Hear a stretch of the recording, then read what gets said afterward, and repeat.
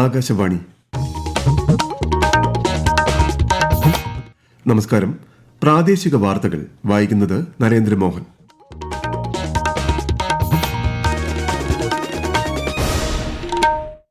പ്രധാന വാർത്തകൾ.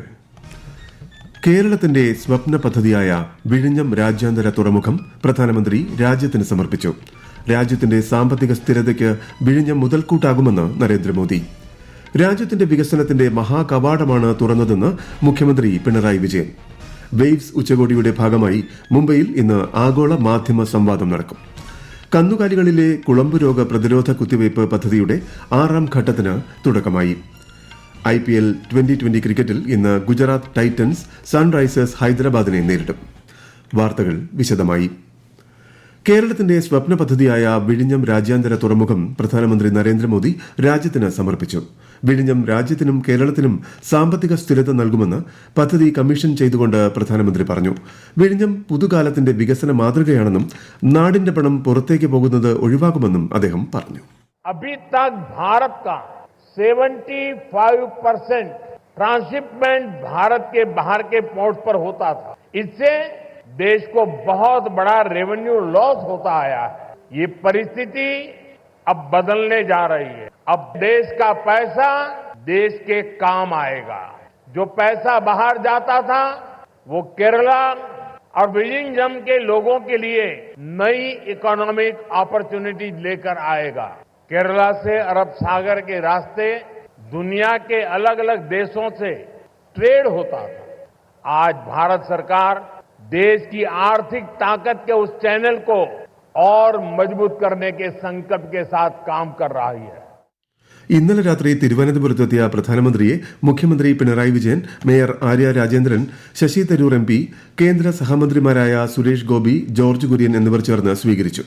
രാജ്ഭവനിൽ തങ്ങിയ പ്രധാനമന്ത്രി രാവിലെ 10:15 പാങ്ങോട് സൈനിക ക്യാമ്പിൽ നിന്നും ഹെലികോപ്റ്റർ മാർഗമാണ് വിഴിഞ്ഞത്തെത്തിയത്. പോർട്ട് ഓപ്പറേഷൻ സെന്ററും ബർത്തും കണ്ട ശേഷം 11 മണിയോടെ അദ്ദേഹം കേരളത്തിന്റെ അഭിമാന പദ്ധതി കമ്മീഷൻ ചെയ്തു.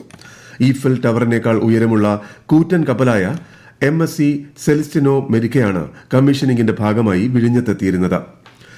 ഗവർണർ രാജേന്ദ്ര വിശ്വനാഥ് ആർലേക്കർ, കേന്ദ്ര സഹമന്ത്രിമാരായ ജോർജ് കുര്യൻ, സുരേഷ് ഗോപി, മന്ത്രിമാരായ സജി ചെറിയാൻ, GR അനിൽ, MP മാരായ AA Rahim, John Brittas, Shashi Tharoor, mayor Arya Rajendran, MLA M Vincent, മുൻ കേന്ദ്രമന്ത്രിയും BJP സംസ്ഥാന പ്രസിഡന്റുമായ Rajeev Chandrasekhar, Adani group chairman Gautam Adani, Adani port MD Karan Adani എന്നിവരും വേദിയിൽ ഉണ്ടായിരുന്നു. കമ്മീഷനിങ്ങിന് സാക്ഷിയാകാൻ 100 കണക്കിന് ആളുകൾ വിഴിഞ്ഞത്തെത്തി. വിഴിഞ്ഞം രാജ്യത്തിന്റെ വികസനത്തിന്റെ മഹാകവാടമാണ് തുറന്നതെന്ന് മുഖ്യമന്ത്രി പിണറായി വിജയൻ പറഞ്ഞു. ഇന്ത്യയെ സാർവദേശീയ മാരിടൈം വ്യാപാര ലോജിസ്റ്റിക്സ് ഭൂപട ശൃംഖലയിൽ കണ്ണിചേർക്കുന്ന മഹാസംരംഭമാണ് സാധ്യമായത്. നാടിന്റെ ഒരുമയും ജനങ്ങളുടെ ഐക്യവുമാണ് പദ്ധതി പൂർത്തിയാക്കാൻ അവസരമുണ്ടാക്കിയത്. ആദ്യമായാണ് ഇന്ത്യയിൽ ഒരു സംസ്ഥാനത്തിന്റെ മുൻകൈയിൽ ബൃഹത് തുറമുഖ നിർമ്മാണം നടന്നത്. ചിലവിന്റെ ഏറിയ പങ്കും കേരളമാണ് വഹിച്ചതെന്നും അദ്ദേഹം പറഞ്ഞു. അങ്ങനെ നമ്മൾ ഇതും നേടി.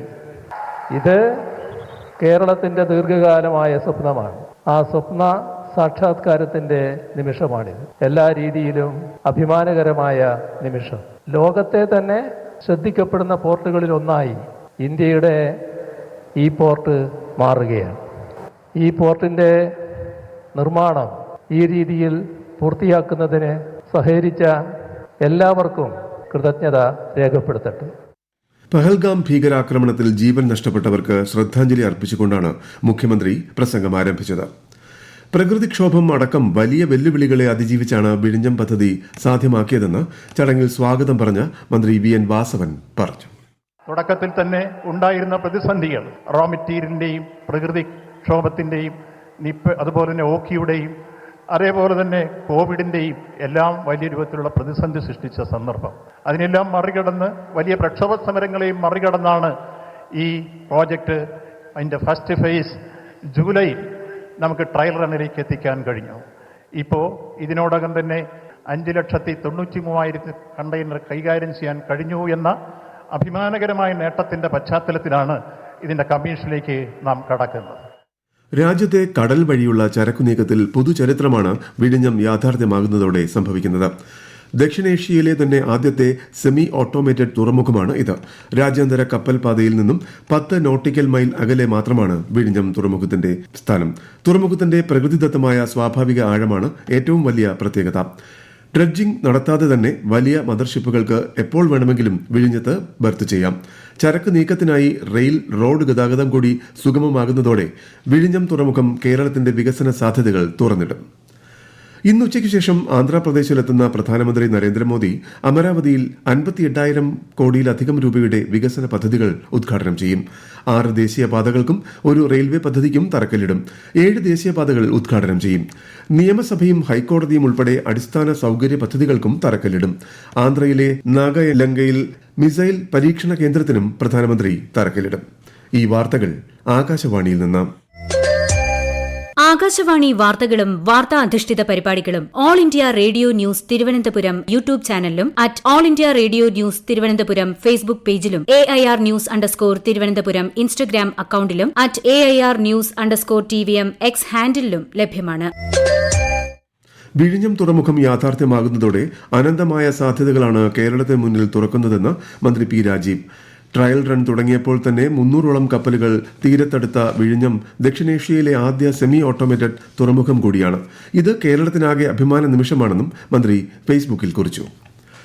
ആഗോള മാധ്യമ വിനോദ മേഖലയിൽ രാജ്യത്തിന്റെ ഇടപെടലുകളിൽ സുപ്രധാന നാഴികക്കല്ല് സൃഷ്ടിച്ചുകൊണ്ട് വേവ്സ് ഉച്ചകോടി മുംബൈയിൽ തുടരുന്നു.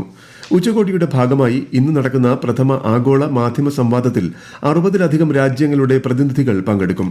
ഉച്ചകോടിയുടെ ഭാഗമായി ഇന്നലെ ബോളിവുഡ് താരം അക്ഷയ് കുമാർ നിയന്ത്രിച്ച സംവാദ പരിപാടിയിൽ ചലച്ചിത്ര താരം മോഹൻലാൽ പങ്കെടുത്തു. മലയാള സിനിമയിൽ കലാമൂല്യമുള്ള സിനിമകളും വിനോദമൂല്യമുള്ള സിനിമകളും തമ്മിലുള്ള അന്തരം വളരെ നേർത്തതാണെന്നും കഥാഖ്യാനമാണ് പ്രേക്ഷകരെ സ്പർശിക്കുന്നതെന്നും മോഹൻലാൽ പറഞ്ഞു. In Malayalam film, the content-wise, we are very rich. We call movies or cinema. So there were art films and commercial films in Malayalam long back. Now the content-wise, the new directors, it's full of art. It's a piece of art, which I cannot call a film as a bad film. It's a beautiful piece of art.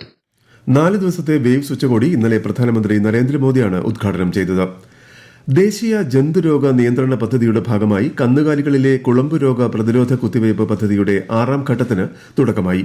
Kozhikode ജില്ലാ veterinary കേന്ദ്രത്തിൽ നടന്ന ചടങ്ങിൽ മന്ത്രി J Chinchu Rani പ്രതിരോധ കുത്തിവയ്പിന്റെ സംസ്ഥാനതല ഉദ്ഘാടനം നിർവഹിച്ചു. May 2 മുതൽ 23 വരെയുള്ള 18 പ്രവൃത്തി ദിവസം കൊണ്ട് ഈ യജ്ഞം പൂർത്തീകരിക്കാനാണ് വകുപ്പ് ലക്ഷ്യമിടുന്നത്. 8ാം ക്ലാസ്സിൽ മിനിമം മാർക്ക് നേടാത്ത വിദ്യാർത്ഥികളുടെ പുനഃപരീക്ഷാ ഫലം ഇന്നറിയാം. 86,309 വിദ്യാർത്ഥികളാണ് പുനഃപരീക്ഷ എഴുതിയത്. ദക്ഷിണേന്ത്യയിലെ ആദ്യ ആർച്ച് പാലത്തിന് 90 വയസ്സ് തികഞ്ഞു. പെരിയാറിന് കുറുകെ പണി കഴിപ്പിച്ച നേര്യമംഗലം പാലമാണ് 9 പതിറ്റാണ്ടായി ഇടുക്കിക്കാർക്ക് പുറം ലോകത്തേക്കുള്ള വാതായനം തുറക്കുന്നത്. 2 മഹാപ്രളയങ്ങളെയും പാലം അതിജീവിച്ചു. ആകാശവാണി ഇടുക്കി ജില്ലാ പ്രതിനിധി രതീഷ് കൃഷ്ണ തയ്യാറാക്കിയ റിപ്പോർട്ട്. ഇടുക്കിക്കാർക്ക് നേര്യമംഗലം പാലം ഗതാഗത മാർഗമാണെങ്കിൽ മറ്റുള്ളവർക്ക് ഈ പാലം പെരിയാറിന് മുകളിൽ വനത്തോട് ചേർന്നുള്ള കൗതുക നിർമ്മിതി കൂടിയാണ്. 1924 പ്രളയത്തിൽ അന്ന് മാങ്കുളത്ത് കൂടി ഉണ്ടായിരുന്ന ആലുവ മൂന്നാർ റോഡ് ഒലിച്ചുപോയി. ഇതോടെ കോതമംഗലത്ത് നിന്നും നേര്യമംഗലത്തെത്തി അടിമാലി വഴി മൂന്നാറിന് പുതിയ പാത തുറന്നു. ഇതിന്റെ ഭാഗമായി നിർമ്മിച്ച നേര്യമംഗലം പാലം 1935 മാർച്ച് മാസത്തിൽ അന്നത്തെ ഭരണാധികാരി രാമവർമ്മ ശ്രീ ചിത്തിര തിരുനാളായിരുന്നു ഗതാഗതത്തിനായി തുറന്നു നൽകിയത്. പഴയ പാലത്തിന് സമാന്തരമായി പുതിയ പാലത്തിന്റെ നിർമ്മാണ ജോലികൾ പുരോഗമിക്കുകയാണ്.